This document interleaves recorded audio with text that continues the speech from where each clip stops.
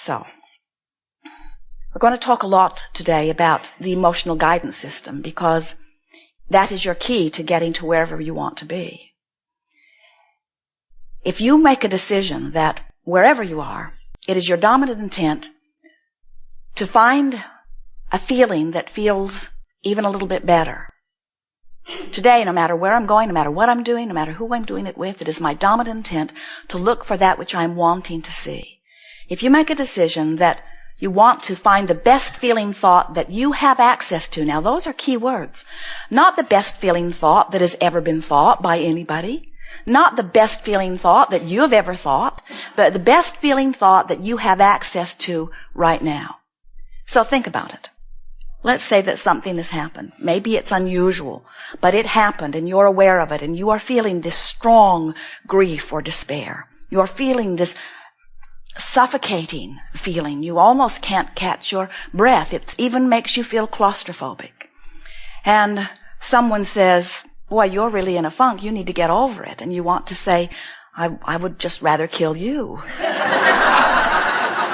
Because just because they're in this bright, happy place does not mean that you can automatically jump there. Those kinds of quantum leaps from time to time happen if the desire is powerful enough, but we do not recommend them because when you make that kind of a jump, it is upsetting to your experience and it usually is not long lasting. So what we are encouraging you to do instead is to reach for the best feeling thought that you have access to. So think about it. Now think about what that depression might feel like or has felt like. And then think about a thought. And by the way, these thoughts come to you as a sort of self-surviving mechanism. Sometimes your inner being even offers them to you. A thought of anger. So you go home and you say, Abraham is teaching us how to get mad. And we say, if you are in this place where you are feeling strong depression, we may very well encourage you to thoughts of anger because you have access to thoughts of anger from your place of depression while you do not necessarily, in fact, not usually, in fact, not often, in fact, hardly ever have access to thoughts of joy from your place of depression. You could change the subject and go there sometimes. But if there is something that's been happening in your experience that is very activated in your vibration, it is much easier for you to bridge your emotions and make your jumps gradually than it is to try to jump all at once. And so if from your place of depression you reach for the best thought that you can find, it might be a thought of anger. And as you beat the drum of that anger for a while, even though you're certainly not where you ultimately want to be, you do feel relief from the depression, and only you know that you are feeling it. Very often those around you are not all that happy that you've moved from depression to anger, because you were easier to deal with in depression. At least you stayed in your room and out of their way. And when you are angry, often you are right in their face. But they don't know. They don't know that it was a vibrational improvement for you. And the thing that we want you to hear is that it doesn't do you any good either unless you have done it deliberately. In other words, when you deliberately reach for the better feeling, life-giving thought of rage, which felt so much better to you than the thought of despair or depression. And you then manage to beat the drum of that a little bit. And most importantly, you stop and say, I have chosen this thought and it feels better. And no one else knows the improvement on my journey that I have made. Now you have regained some of your power. And that feeling of powerlessness begins to subside just a little bit. And as that feeling of powerlessness subsides just a little bit, now you're in a different vibrational place. And now you have access to better feeling thoughts that just a little bit ago you did not have access to. But then from anger, you can jump easily into frustration, and from frustration into overwhelmment, and from overwhelmment into pessimism, and from pessimism into maybe some hopelessness, or some pessimistic hopelessness anyway. And then you can move from some hopefulness into optimism, and then you can move into believing, into knowing, into that place where you really are. But it is a gradual process. And by gradual, we don't mean weeks or months or years or even days. We mean you just can't make the jump all at once. And sometimes what happens is when you are in your place of despair or depression or anywhere along this vibrational meter, and one of your well-meaning Abraham friends who says, you know, you create your own reality. You say, yes, I've been scripting about your death all day here.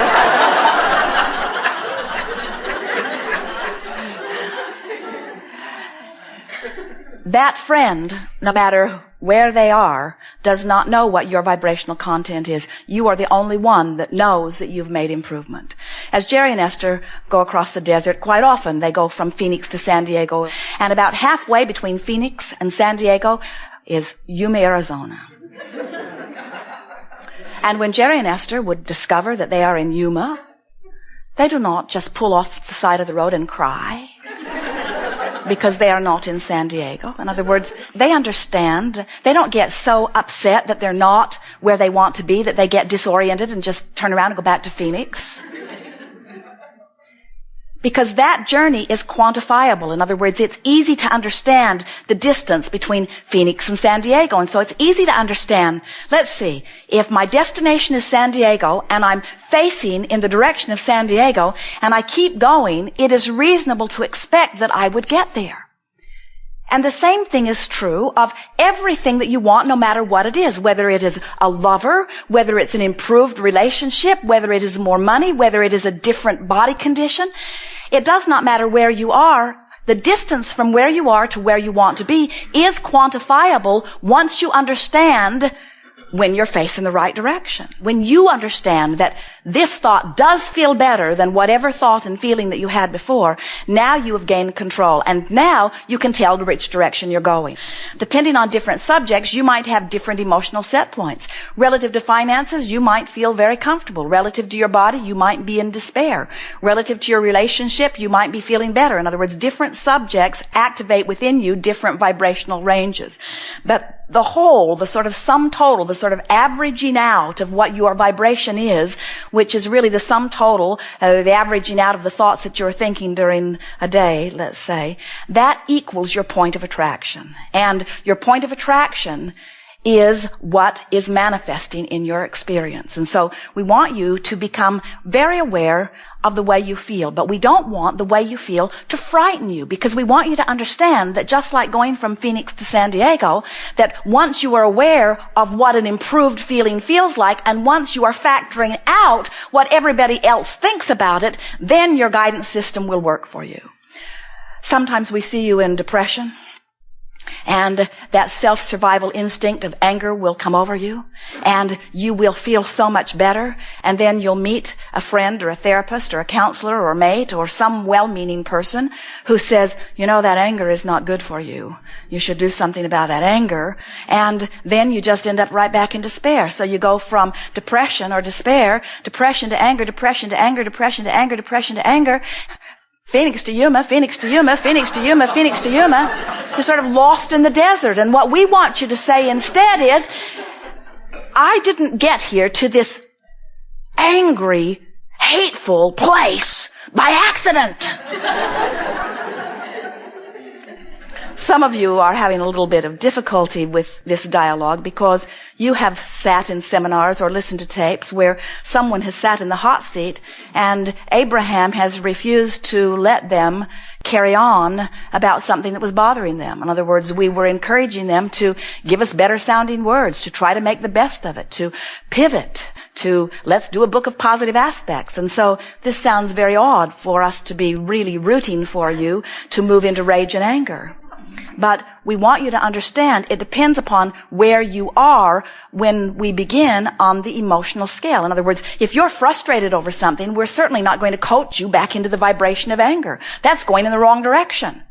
But if you are in depression, then anger is going in the right direction. And that's something that most people have not known. Now, the relief factor is the key to your guidance system. Do you know that there are feelings of relief in every emotion?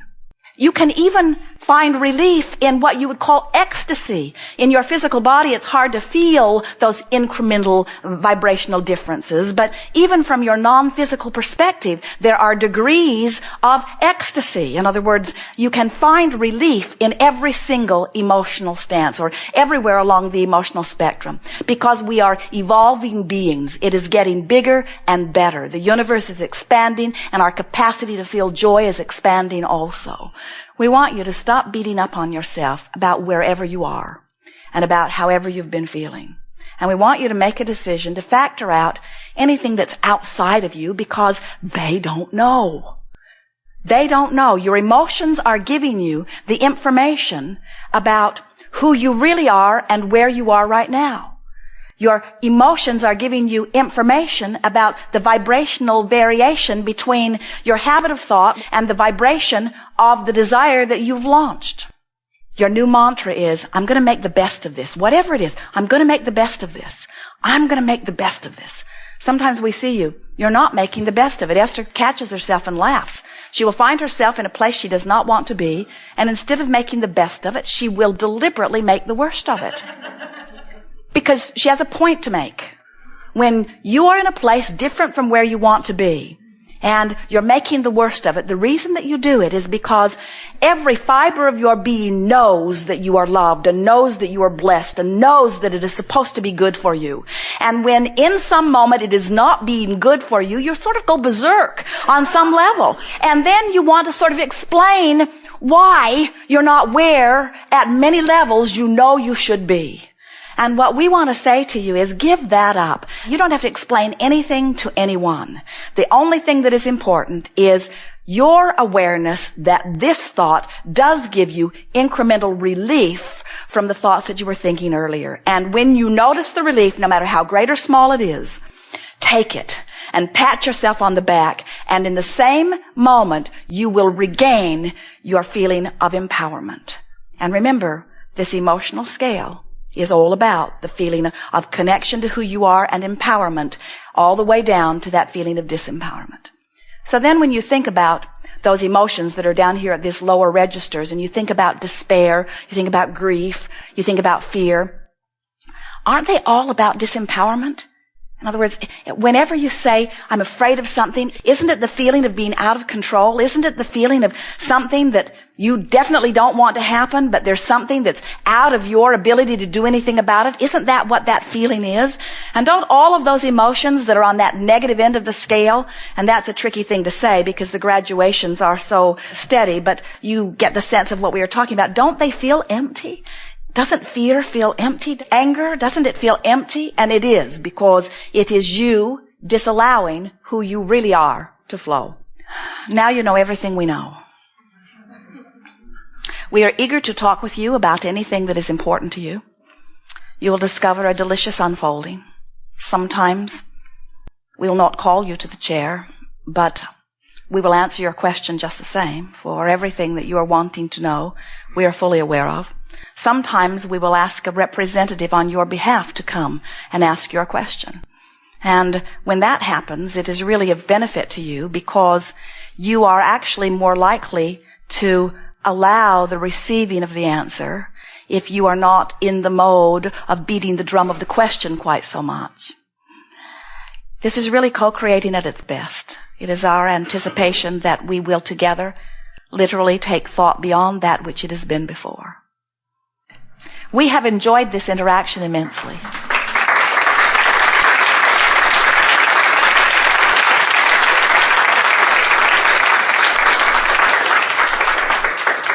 It is wonderful to come together with those like you who are coming more and more in every day to understand the perfection that is you. You will never get it done, and you cannot get it wrong, but it is supposed to be fun. It is supposed to feel good. You are supposed to feel good. You are blessed, loved beings, and you are supposed to thrive. So get on with it. There is great love here for you. We are complete.